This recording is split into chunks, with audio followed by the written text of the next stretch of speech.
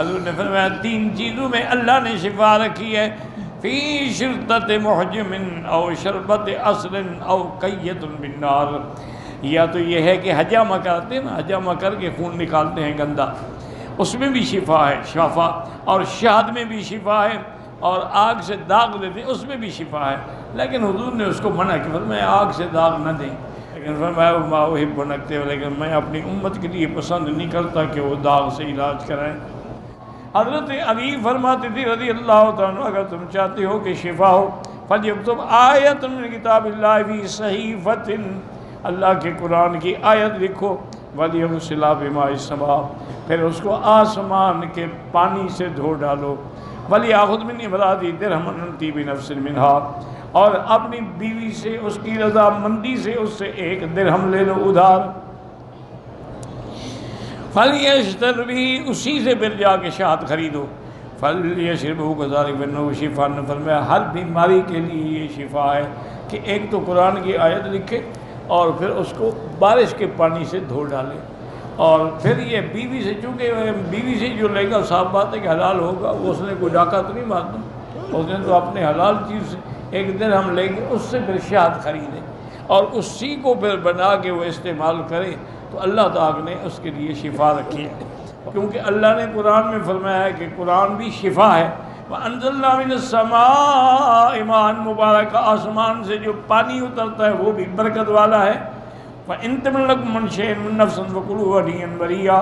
اور شہد کے بارے میں بھی فرمایا فِي شِفَاءٌ لِلنَّاسِ۔ تو حضرت علی نے ان 3 آیات قرآنی سے استدلال پکڑا کہ اللہ نے قرآن کو بھی شفا کہا تو قرآن کی آیت لکھے، اللہ نے آسمان کے پانی کو بھی مبارک فرمایا ہے تو اس کو بھی استعمال کرے، اور جو عورت تمہیں خوشی سے دے وہ پیسے لے کر وہ تم استعمال کر سکتے ہو، اس سے شہد خریدے، اور شہد کو بھی اللہ نے فرمایا کہ شفا ہے، تو جب یہ ساری شفا جمع ہو جائے گی تو لازماً اس کو اللہ تبارک و تعالیٰ شفا عطا فرمائے۔ اور یہ شہد جو ہے نا جی، یہ عجیب چیز ہے، اب دیکھیں نا مثلاً سردیاں ہیں تو گرم پانی میں پئیں چائے کی طرح، اور اگر گرمیاں ہیں تو اس کی شربت بنا لیں، اس سے اچھی شربت دنیا میں کوئی نہیں ہے، یعنی سردی میں بھی مفید ہے اور گرمی میں بھی مفید ہے۔ اور اسی طرح آج موجودہ میڈیکل سائنس میں اللہ نہ کرے اگر کسی کو زخم ہو جاتا ہے نا جی، اور وہ نعوذ باللہ بگڑ جاتا ہے، وہ زخم کسی دوا سے ٹھیک نہیں ہوتا، پھر وہ شہد کی پٹی رکھتے ہیں، کہتے ہیں بھی خالد شہد لے آؤ، اس شہد سے اس کے زخم کو بھرا جاتا ہے، اسی کی پٹی رکھتے ہیں، تب جا کے وہ زخم ٹھیک ہوتا ہے۔ آج میڈیکل سائنس بھی اس بات کا اقرار کرتی ہے، اقرار کیا، ان کے ہسپتال میں اسی بات کا علاج ہوتا ہے۔ اور اسی طرح میڈیکل سائنس نے یہ بھی اقرار کیا ہے کہ اس کی جو ملکہ ہے نا شہد کی مکھیوں کی، اس کا نام ہے یاسو، اس کی جو شہد خود نکالتی ہے نا، اس کے اندر جو طاقت ہے وہ کسی چیز میں نہیں۔ اس لیے آج آپ دیکھیں بڑے بڑے جتنے میڈیکل سٹور ہیں، اس میں آپ جا کے ان سے کہیں نا ملکۃ النحل،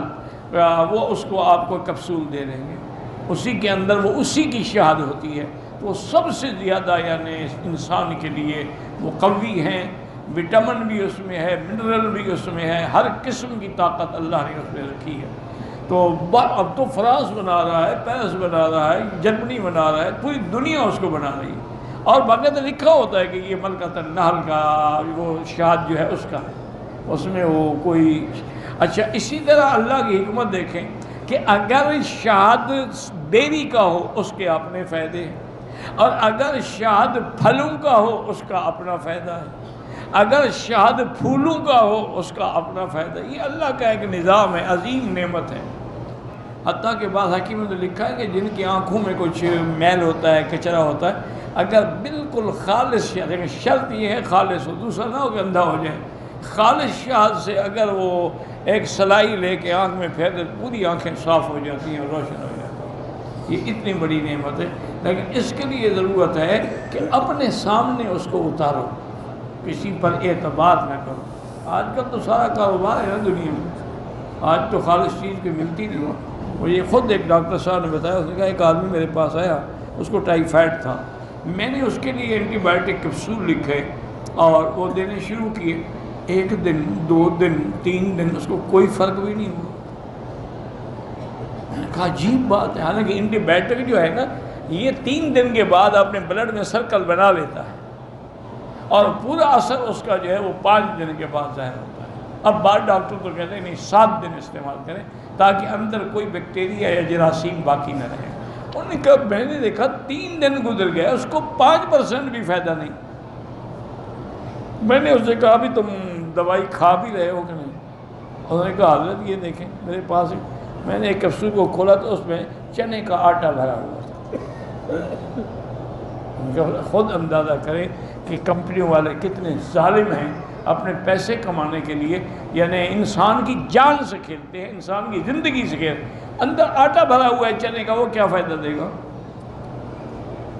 اس نے کہا پھر میں نے وہ کیپسول بدلے، ملٹی نیشنل کمپنی کے خود منگوائے، وہ دیے، 2 دن میں ٹھیک ہو گیا۔